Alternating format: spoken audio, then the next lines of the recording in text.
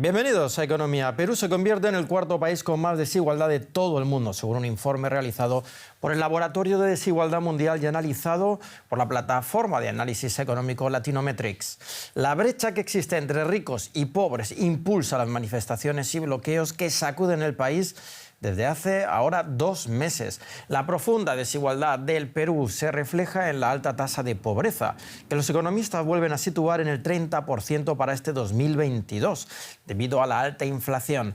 Y eso a pesar de que la economía continúa creciendo. Según una estimación del Banco Central de Reserva, en el 2022 lo hizo en cerca del 2,9%. Y el año anterior, tras la crisis provocada por la pandemia, el Producto Bruto Interno de Perú se disparó un 13,5%. Un Estado centralista, una pobreza de más del 30% y una inflación de más del 8%. Perú no levanta cabeza y muchos peruanos se sienten olvidados por el Ejecutivo Central. El descontento se ha percibido claramente en las recientes protestas que hoy cumplen ya 2 meses. Los disturbios que dejaron más de medio centenar de muertos en Perú desde diciembre pasado son reflejo de la enorme grieta que existe entre la capital y los Andes, de donde provienen la mayoría de los manifestantes que reclaman la renuncia de la presidenta Dina Boluarte y nuevas elecciones. Aquí se sienten olvidados por el gobierno central. Puesto que sí, nosotros sentimos que desprecian, hay un centralismo fuerte, como en la colonia. Lima sigue siendo la capital política, económica y administrativa del país.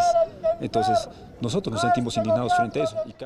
Falta de infraestructura, de servicios de salud y educación, una situación semejante a la de muchos países de la región, con la mirada puesta en la capital e ignorando al resto del país. Pareciera que hay un país que se llama Lima y otro país que es el resto del Perú. Un olvido paradójico, teniendo en cuenta que casi todas las riquezas de Perú están en los Andes, desde los yacimientos de oro, cobre, plata o estaño, a los recursos generados por el turismo en la turística ciudadela inca Machu Picchu. Muchos peruanos en las provincias ricas en recursos naturales no pueden pagar el gas para cocinar. Bombeado en Cusco por una empresa extranjera. ¿Cómo es posible que nosotros, siendo dueños del gas, no tengamos gas? Nosotros, siendo dueños de todas las minerías y teniendo los famosos canon minero, no tengamos buenos colegios, buenos hospitales. La crisis política estalló con la destitución y detención del presidente de izquierda Pedro Castillo, de origen indígena y andino. La esperanza de muchos compatriotas que esperaban que con la presidencia de Castillo llegase la inversión a otras regiones del país. Jamás invirtieron en los Andes, tomando en cuenta que los Andes, que toda la sierra es la que mantiene a la capital del Perú. La inestabilidad política y la crisis económica no hacen más que agravar el descontento popular. La inflación, que saltó al 8,7% en enero, rozando su nivel más alto en un cuarto de siglo. En 2022, la pobreza en el Perú se disparó hasta un 30%. Con su ley para la reducción de la inflación, Estados Unidos destinará 370.000 millones de dólares al impulso del sector de las energías limpias. La Comisión Europea, preocupada por la posibilidad de que las empresas europeas se trasladen al extranjero, ha dado a conocer su propio programa de 272.000 millones de dólares. Los ministros de Finanzas de Alemania y Francia, Robert Habeck y Bruno Le Maire, por su parte, viajaron a Washington para dar un paso más allá. Su objetivo es que Washington también contemple a las empresas europeas en su política de subsidios. Estados Unidos y Europa, dicen, deben trabajar juntos para desarrollar un potente mercado de energía sostenible y hacer frente de manera unida a los problemas comerciales. Pues nos vamos a Estados Unidos, más en concreto la Bolsa de Nueva York. Ana Nieto, ¿a qué tipo de acuerdos puede llegarse? Pues Bruno Le Maire quiere que haya cada vez más empresas europeas de componentes europeos que estén protegidos por el marco de la legislación estadounidense para que puedan disfrutar de estas subvenciones y no se les cierre el mercado de este país. Es algo que ya se ha discutido en otras ocasiones, se ha hablado a nivel de técnico, a nivel de delegados ministeriales e incluso lo habló el presidente francés Emmanuel Macron con Joe Biden cuando el presidente francés visitó Washington el año pasado. En esa ocasión Joe Biden admitió que no se podía crecer en este tipo de industria y no se podría avanzar a costa de los socios europeos. Sin embargo, los avances para encontrar un acuerdo han sido muy reducidos. Lo está siendo muy reducido un acuerdo para la industria automotriz y la de las baterías de los coches eléctricos, porque la ley es muy restrictiva y el desarrollo reglamentario está ya muy avanzado. El ministro alemán, Robert Habeck, lo que sí que cree es que se puede llegar a un acuerdo en cuestiones de tecnología de hidrógeno y de materiales claves para la fabricación de paneles solares, semiconductores y otros productos de tecnología medioambiental. En este sentido, lo que se quiere es que se cree un marco de trabajo que se pueda equiparar en el futuro a un tratado de libre comercio y gozar de las mismas facilidades que tiene para estar cubiertos por esta ley los países europeos que la que tiene Canadá y México. ¿Y qué posibilidades hay entonces de que haya una guerra comercial? En el ámbito comercial, este término tan beligerante se está reservando en Estados Unidos para las relaciones que se tienen con China. De hecho, se está hablando continuamente de si pudiera haber ahora mismo una nueva guerra fría con el gigante asiático. El hecho de que se hayan suspendido las exportaciones y ventas de ciertos semiconductores a China, y el hecho de que se hayan producido tanto esta ley de reducción de la inflación como la de inversión en semiconductores no son más que una respuesta al músculo geoestratégico y económico de China. Sin perjuicio de que Europa vaya ante la OMC y exponga su queja y además se tomen represalias, el hecho de que siga habiendo un interés en hablar y en llegar a acuerdos indica que quizá no se quiera ir por ahí.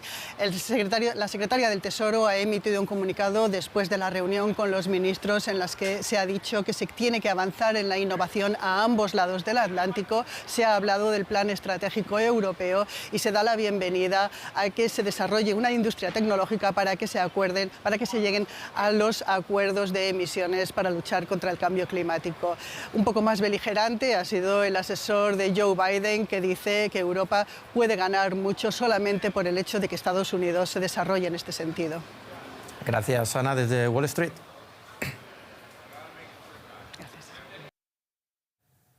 Una computadora capaz de escribir ensayos, componer música y poemas y corregir errores en el código de software. Esa era la idea detrás de ChatGPT cuando se presentó el año pasado. La herramienta, respaldada por la inteligencia artificial, puede generar textos que parezcan escritos por un ser humano. Ahora, Google y Baidu, el mayor motor de búsqueda de China, preparan rivales del ChatGPT. Google anunció el lanzamiento de un servicio de chatbot llamado Bard, que será presentado al público en las próximas semanas, mientras Baidu ha presentado su proyecto llamado ErnieBot, cuyas pruebas concluirán en marzo. Los bots de charla están siendo aclamados como un cambio de juego con el potencial de revolucionar la forma en la que interactuamos con la tecnología. Y hablamos ahora sobre esto con nuestro compañero José David Navarro. José, empecemos por cómo transformará la inteligencia artificial Internet y por qué es tan importante para la industria tecnológica. Hola, ¿qué tal? Pues ya lo adelantabas tú, ¿no? Cómo ha dejado a muchos con la boca abierta el potencial de ChatGPT, porque ha sido una auténtica sorpresa. Para que lo entiendan es, si muchos conocen, por ejemplo, el aparato Alexa, al que le podemos pedir que nos ponga determinada música o que responda a determinadas preguntas. Es algo parecido a la aplicación de la que estamos hablando, pero a un extremo, porque como tú adelantabas, la herramienta herramienta es capaz, por ejemplo, de resolver problemas, de redactar textos e incluso algunos informáticos se han quedado con la boca abierta al ver cómo, por ejemplo, al volcar un código informático erróneo, la aplicación es capaz de resolverlo. Esto va a definir nuestro futuro y la manera en la que nosotros nos vinculamos con Internet, y también va a tener un impacto enorme en la industria, por ejemplo, publicitaria, que desarrolla todo su modelo de negocio en base a cómo nos relacionamos con Internet, pero además el futuro va a pasar porque estas grandes compañías que desarrollan estas aplicaciones con inteligencia artificial como Microsoft van a vender esta tecnología a pequeñas o a otras empresas para que las incorporen a aparatos de nuestro día a día. Hablabas de Microsoft, José. Podríamos decir que Microsoft fue el pionero al invertir muchísimo dinero en una startup estadounidense para desarrollar esta nueva tecnología. Pero le están saliendo competidores ahora. Uno es Google y otro de los competidores mejor posicionados es Baidu, una empresa china, ¿cierto? Sí, así es. De hecho, esta semana han coincidido, ¿no?, varios anuncios, tanto de Google como de Baidu, que en las próximas semanas van a seguir los pasos de Microsoft y a lanzar en Internet sus propias aplicaciones. En el caso de la empresa china Baidu, que es como el Google, pero de China, va a ser la empresa que por primera vez lleve esta tecnología a todo el mercado chino, y en Occidente, como les decía, estará Microsoft y también Google, que ha dicho esta semana que en las próximas semanas, en cuestión de 2 o 3 semanas, lanzará su aplicación. Ahora, de momento, están probando también a nivel interno, porque hay que recordar que por muy sofisticada que sea estos aparatos, esta tecnología no es perfecta, todavía se detectan errores porque esta máquina o este motor de búsqueda no es capaz de forma muy limpia de detectar la diferencia entre la realidad o la ficción, y se han detectado algunas ocasiones como lanza o responde con comentarios que pueden sonar sexistas, y eso todavía son algunos aspectos de esta nueva tecnología que se están probando y depurando. Gracias, José David Navarro, desde Frankfurt. Pues con la inteligencia artificial ponemos punto y final al espacio de economía. Gracias por acompañarnos. Les invito a que sigan con nosotros aquí en DW para América Latina. También pueden seguirnos en las redes sociales. Hasta pronto.